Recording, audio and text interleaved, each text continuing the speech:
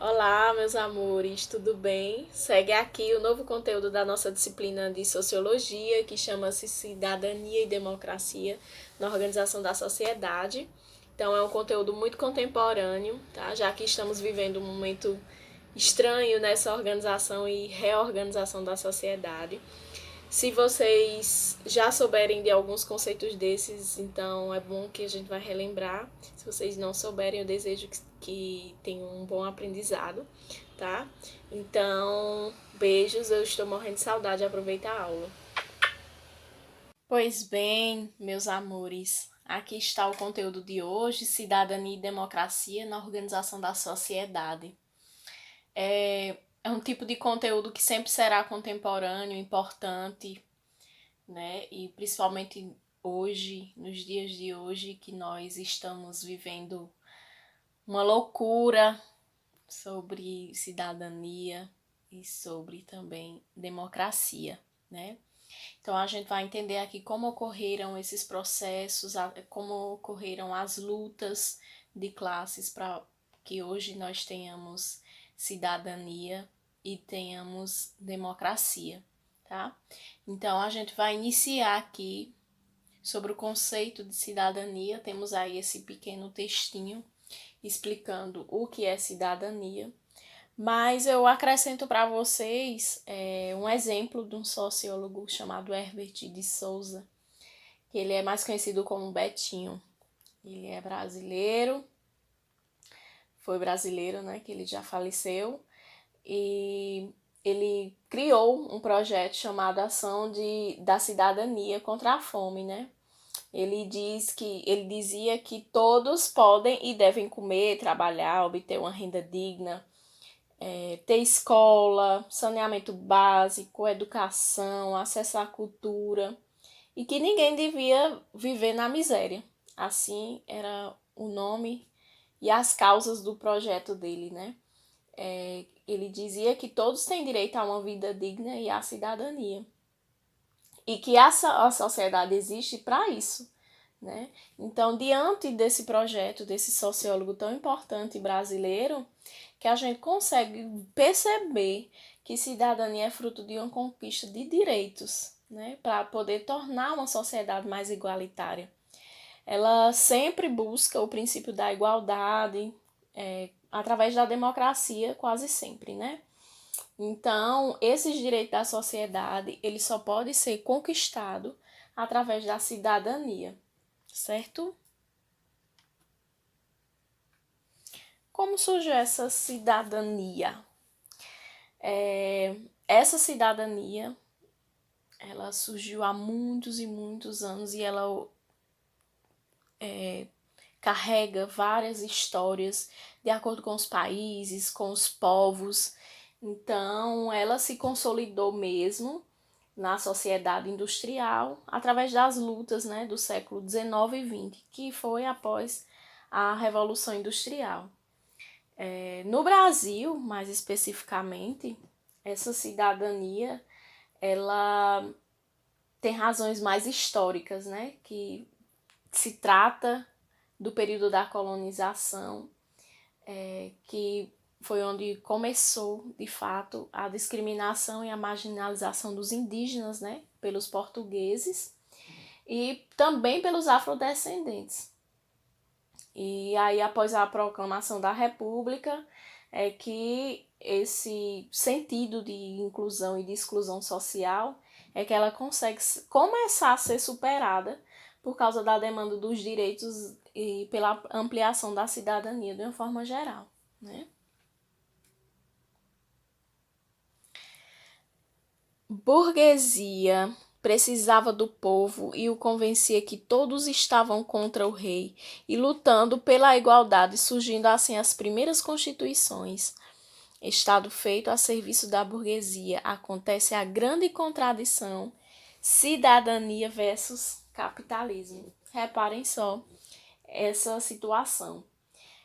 Cidadão lá na Roma Antiga era chamado habitante que não era o escravo, né, da cidade e tinha que ser sempre do sexo masculino.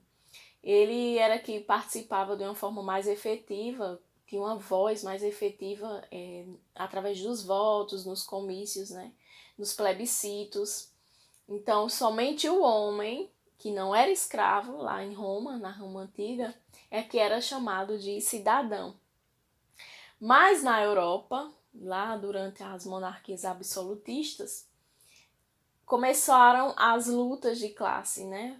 As lutas da burguesia, porque eles exigiam uma autonomia maior para as cidades e daquelas pessoas que não tinham direito, porque consequentemente não fazia parte da nobreza, porque naquela época somente os nobres eram considerados cidadãos e consequentemente tinham direito a várias outras coisas. Então, essa sociedade burguesa, elas entraram numa luta de classe, querendo essa consciência do poder e do dever de cidadão, né?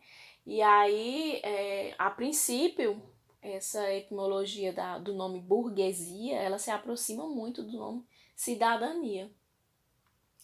E aí, na Idade Média, se designou, né, o núcleo mais fortificado de um povoado.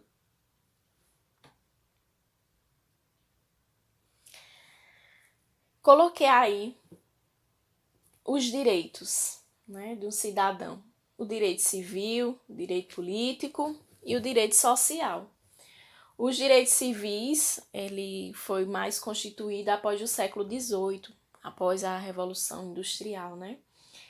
O que é que quer dizer esses direitos civis? Ele faz referência às liberdades pessoais de expressão, principalmente do culto religioso, o direito à propriedade, o direito a ser tratado de uma forma justa, né? Isso é um direito civil. Mas, lá naquela época, no século XVIII, somente os homens livres tinham esses direitos civis, o direito de se expressar diante da sociedade e de ter sua religião e adorar o Deus que ele bem quisesse.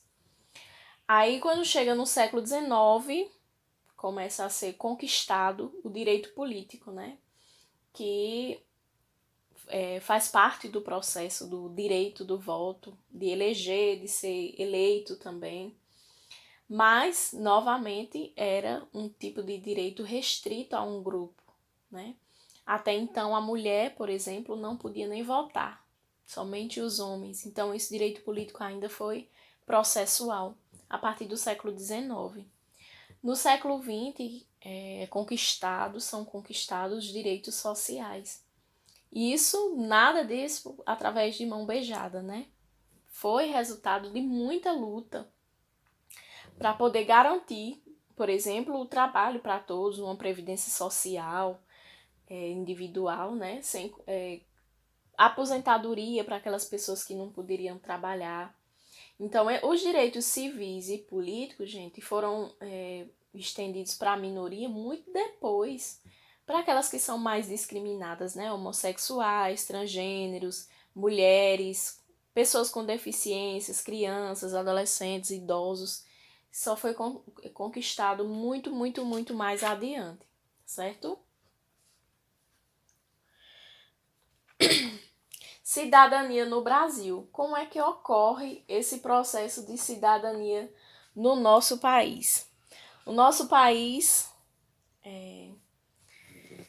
passou e ainda passa, né, por muitos processos de embargos sobre cidadania, sobre democracia, né? Mas a cidadania ela sempre está relacionada com a liberdade, né? Foi uma noção mais originada lá na Revolução Francesa, de 1780 e tantos. E essa cidadania aqui no Brasil, a partir do século XIX, mesmo depois da independência do Brasil, só era considerado um cidadão ou um senhor cidadão aqueles que tinham poder sobre as terras, né? Os que tinham escravos. Eles eram que detinham do poder político e local, de decidir tudo o que acontecia, né? E aí esses próprios proprietários eram que decidiam como iam ceder aos pobres e aos os demais cidadãos a cidadania, né? Era conhecida como cidadania concedida na época, mas era um tipo de cidadania que chega a ser contraditória, né? Porque ao mesmo tempo que ele cedia cidadania aos indivíduos, ele prendiam porque eles impediam que essas pessoas usufruíssem desses direitos que eles também tinham, né? Então aí surge lá em 1891 a primeira Constituição do Brasil, mas essa Constituição ela não incluía analfabetos, mulheres, padres, soldados, por exemplo, para poder participar da vida política, de escolher os políticos do país, né? Quando chega em 1934, os analfabetos conseguem entrar nessa Constituição e aí isso tudo se consolida, incluindo todos, né, com todos os direitos civis, políticos e sociais, através da nossa Constituição atual, né, a Constituição de 1988, é considerada uma Constituição cidadã, né, em virtude da ampliação dos outros direitos sociais, e que tenta combater a discriminação social, né. Esse processo ele também se intensificou com o governo de Getúlio Vargas, que aconteceu entre 1937 e 45, se não me falha a memória, que foi chamado Estado Novo, né? Foi dentro do governo de Getúlio Vargas que se consolidou as leis de trabalhos, por exemplo, a CLT, que buscou e busca, né, proteger os trabalhadores nas grandes cidades, nas grandes indústrias, e que também foi dentro desse processo que começou a organização das greves gerais, das mobilizações, né, para conquista de direitos que nós usufruímos hoje, né, por causa de muitas lutas que existiram. Deixa eu ver o que eu posso mais acrescentar nesse conteúdo. Eu diria que esses direitos que nós usufruímos através da Constituição de 88 foram mais ampliadas, por exemplo, através do acesso à saúde pública, contratação formal de trabalho, né? Você ter sua carteira assinada, até para aqueles que trabalham na informalidade, né? Sem registro na carteira, ele também tem vários direitos. De uma forma mais recente, trazendo mais para agora mesmo, para a nossa realidade, nós temos programa, por exemplo, como o Bolsa Família, né? Que é um tipo de transferência de renda para aqueles que são considerados extremamente pobres. E tem também um tipo de categoria para o microempreendedor individual, né, que chama-se MEI, que é uma forma de formalizar esses trabalhadores autônomos, como ambulantes, jornalistas, técnicos de manutenção, entre outros, né?